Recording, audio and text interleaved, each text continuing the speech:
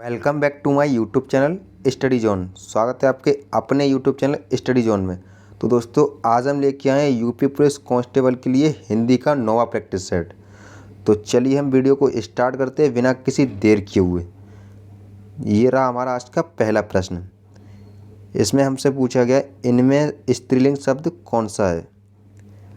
Option A सहयोग, option B भूमिका, option C संस्कार, ऑप्शन डी योगदान। तो यहाँ पे हमारा राइट आंसर हो जाएगा ऑप्शन बी भूमिका। चलते हैं अपने अगले प्रश्न पे।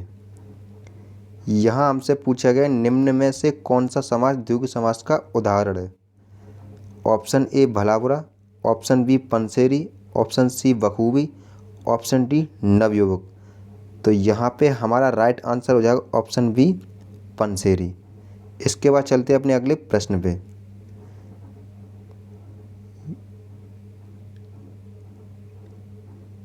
यहाँ पे हमसे पूछा गया है निम्नलिखित प्रश्न में चार विकल्पों में से दिए गए सही समास विग्रह वाला विकल्प पहचानिए। ऑप्शन ए चंद्र है शिखर पर जिसके, ऑप्शन बी चंद्र है जिसका नाम, ऑप्शन सी चंद्र के समान है जो, ऑप्शन डी चंद्र के जैसा है जो। तो यहाँ पे हमारा चंद्रशेखर का राइट आंसर हो जाएगा चंद्र है शिखर पर जिसके।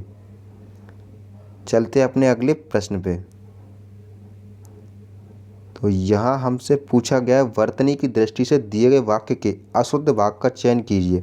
विदेश में मेरे मरने पर मेरी अस्थियां इलाहाबाद भेज दी जाएंगी।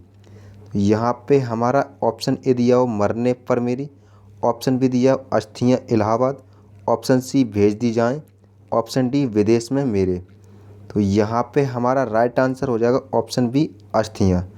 अस्थियों को कुछ हम इस तरह से लिखते हैं, यहाँ पे त्रुटिपूर्वक लिखा गया है। यहाँ अस्थियों को हम कुछ इस प्रकार से लिखते हैं। चलते हैं अपने अगले प्रश्न पे। यहाँ हमसे पूछा गया दिए गए शब्द युग्म के सही अर्थभेद का चयन कीजिए। मरीचि, मरीचि। तो यहाँ पे हमें इनका अर्थ बताना है। ऑप्शन ए बादल, यज्ञ, ऑप्शन बी शांति बराबर, ऑप्शन सी किरण सूर्य, ऑप्शन डी सिराने वाला। तो यहाँ पे हमारा राइट आंसर हो जाएगा ऑप्शन सी किरण सूर्य। इसके बाद चलते हैं अपने अगले प्रश्न पे। यहाँ हमसे पूछा गया है इनमें से अध्यापिका का बहुवचन क्या होगा। ऑप्शन ए अध्यापिकागण, ऑप्शन बी अध्यापिकाएं, ऑप्शन सी अध्यापिकाओं, ऑप्शन डी इनमें से कोई नहीं। यहाँ पे हमारा राइट आंसर हो जाएगा ऑप्शन बी अध्यापिकाएं। चलते हैं अपने अगले प्रश्न पे। यहाँ हमसे पूछा गया बारिश हो रही थी, इस वाक्य में क्रिया किस काल का बोध कर रही है। ऑप्शन ए हेतु हेतुमत भविष्यत काल, ऑप्शन बी संदिग्ध भूतकाल, ऑप्शन सी अपूर्ण भूतकाल, ऑप्शन डी हेतु हेतुमत भूतकाल।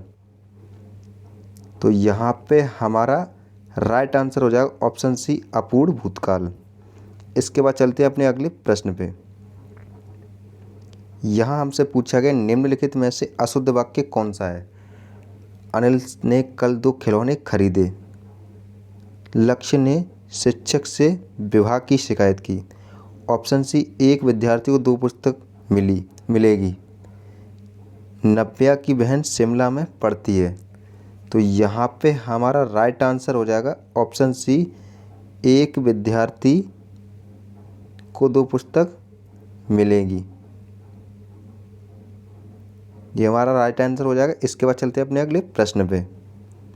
यहाँ हमसे पूछा गया सही वर्तनी वाला शब्द कौन सा है।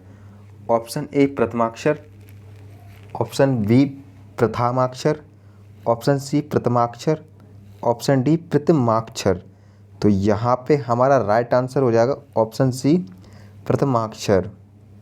इसके बाद चलते हैं अपने अगले प्रश्न पे। यहाँ पे हमसे पूछा गया इनमें से किस शब्द की वर्तनी शुद्ध है।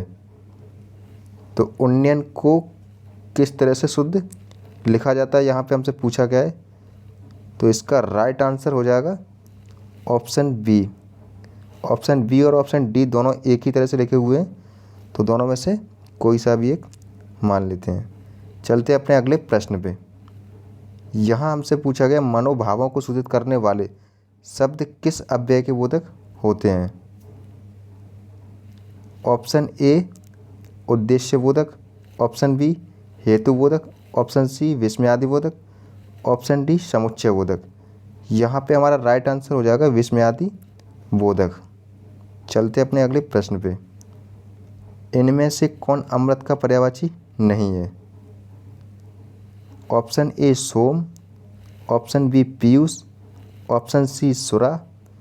ये तीनों इसके पर्यायवाची होते हैं, लेकिन इसका राइट आंसर हो जाएगा ऑप्शन सी सुरा।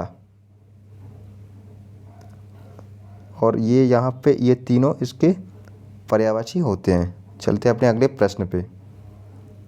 यहाँ हमसे पूछा गया पक्षी का पर्यायवाची कौन सा है। ऑप्शन ए वृंद, ऑप्शन बी शार्दुल, ऑप्शन सी विहग, ऑप्शन डी उरग। यहाँ हमारा राइट आंसर हो जाएगा विहग। चलते अपने अगले प्रश्न पे। यहाँ हमसे पूछा है अर्पण का विलोम कौन सा होगा। ऑप्शन ए प्राप्ति, ऑप्शन बी ग्रहण, ऑप्शन सी स्वीकार करना, ऑप्शन डी तर्पण। तो यहाँ पे हमारा राइट आंसर हो जाएगा ऑप्शन बी ग्रहण। चलते अपने अगले प्रश्न पे। यहाँ पे हमसे पूछा गया निम्नलिखित में से कौन सा एक अकर्मक क्रिया का उदाहरण नहीं है। ऑप्शन ए सीता खाना बनाती है, ऑप्शन बी सोना चमकता है, ऑप्शन सी हंसा रोती है, ऑप्शन डी अशोक हंसता है। तो यहाँ पे हमारा राइट आंसर हो जाएगा ऑप्शन ए सीता खाना बनाती है। चलते अपने अगले प्रश्न पे।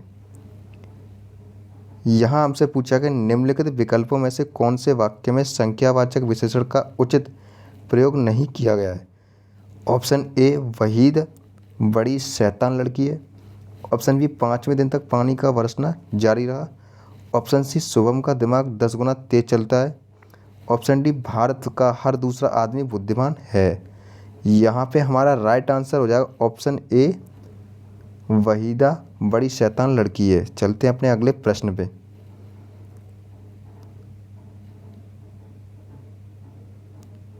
यहाँ पे हमसे पूछा गया है निम्नलिखित विकल्पों में से कौन सा एक वाक्य संकेतवाचक सर्वनाम का नहीं है।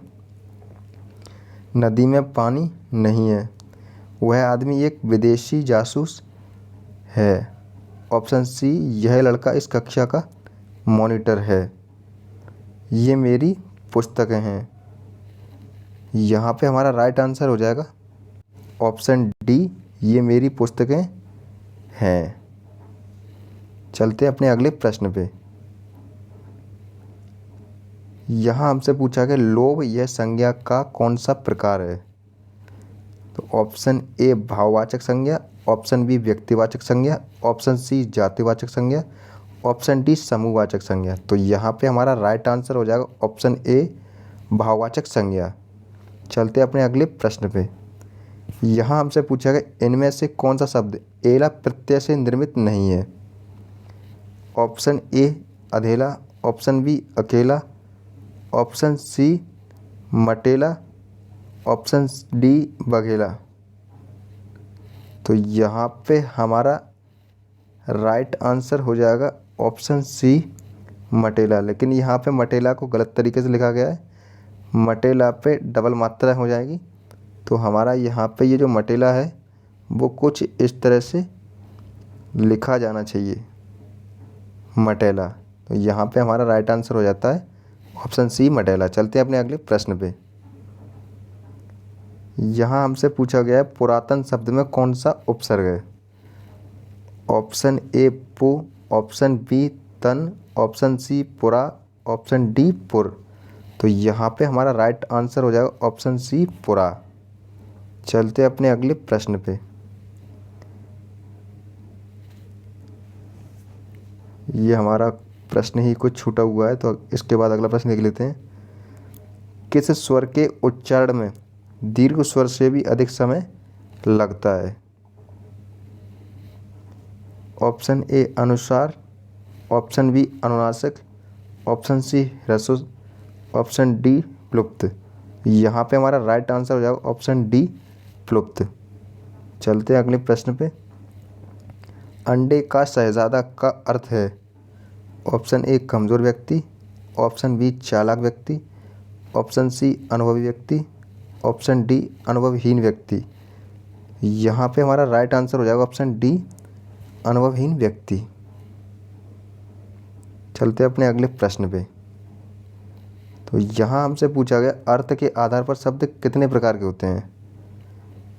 Option A 3, option B 4, option C 5, option D 6। तो यहाँ पे हम बात करते हैं राइट आंसर की, तो यहाँ पे हमारा राइट आंसर हो जाता है ऑप्शन बी 4। अर्थ के आधार पर 4 प्रकार के शब्द होते हैं। चलते अपने अगले प्रश्न पे। इसमें पूछा गया लालटेन शब्द निम्न वर्गों में से किस वर्ग में आता है। ऑप्शन ए तत्सम, ऑप्शन बी तद्भव, ऑप्शन सी देशज, ऑप्शन डी विदेशज। तो इसका राइट आंसर हो जाएगा ऑप्शन डी विदेशज। चलते अपने अगले और लास्ट प्रश्न पे। तो ये हमारा आज का लास्ट प्रश्न है, इसका आंसर आपको कमेंट बॉक्स में देना है। तो दोस्तों वीडियो में दिए गए प्रश्न किस तरह के थे, आपने कितने प्रश्नों को अटेम्प्ट किया, इसके बारे में कमेंट में ज़रूर बताएं। और वीडियो कैसी लगी, वीडियो अगर पसंद आई तो चैनल को सब्सक्राइब करें और वीडियो को लाइक करें। Thanks for watching this video.